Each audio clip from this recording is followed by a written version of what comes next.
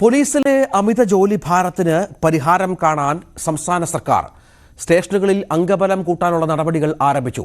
സ്റ്റേഷനുകളിലേക്ക് ആവശ്യമുള്ള ഉദ്യോഗസ്ഥരുടെ എണ്ണം അറിയിക്കാൻ ഡിവൈഎസ്പിമാരോട് ഡിജിപി നിർദ്ദേശിച്ചു. 15 ദിവസത്തിനുള്ളിൽ വിവരങ്ങൾ കൈമാറണമെന്നാണ് നിർദ്ദേശം. News 18 impact. 35 വർഷം മുൻപുള്ള അംഗബലമാണ് പോലീസ് സേനയ്ക്ക് ഇപ്പോഴുമുള്ളത്. ജനസംഖ്യാ വർധനയ്ക്കനുസരിച്ച് പോലീസ് അനുപാതത്തിൽ കുറവുണ്ടായതിനു പുറമെ പുതിയ ഉത്തരവാദിത്വങ്ങളും പോലീസ് ഉദ്യോഗസ്ഥർക്ക് മേൽ വന്നു. 14-16 മണിക്കൂറുകൾ വരെ തുടർച്ചയായി ജോലി ചെയ്യേണ്ട അവസ്ഥ.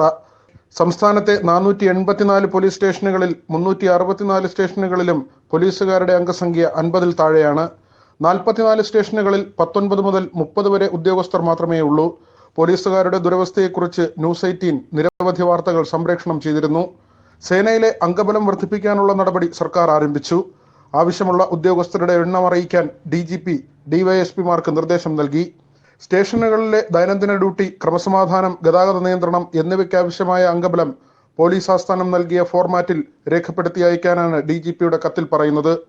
നിലവിലുള്ള അംഗബലം എത്ര, ഇനി എത്ര വേണം എന്ന കണക്ക് കൃത്യമായി നൽകണം. 5 ദിവസത്തിനുള്ളിൽ സ്റ്റേഷൻ ഹൗസ് ഓഫീസർമാർ ഡിവൈഎസ്പിമാർക്ക് കണക്ക് നൽകണം.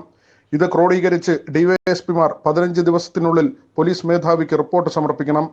പോലീസിൽ ഒഴിവുള്ള തസ്തികകളിൽ ഇപ്പോഴും നിയമനം ഇഴഞ്ഞു നീങ്ങുകയാണ്. നിലവിലെ റാങ്ക് ലിസ്റ്റിന്റെ കാലാവധി അവസാനിക്കാൻ 4 മാസമാണുള്ളത്. V Vinod, news 18, Thiruvananthapuram.